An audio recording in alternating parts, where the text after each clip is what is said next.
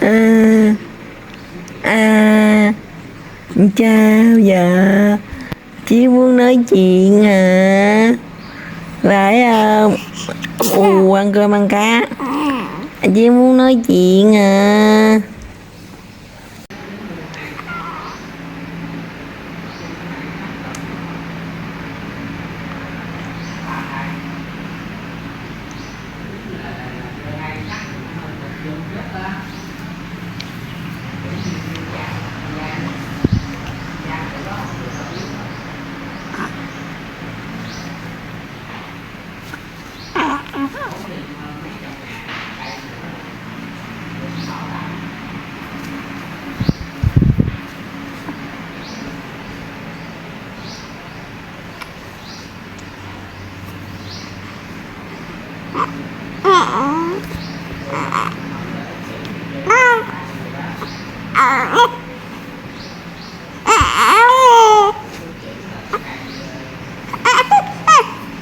Trời trời trời, xấu xấu kìa, xấu còn.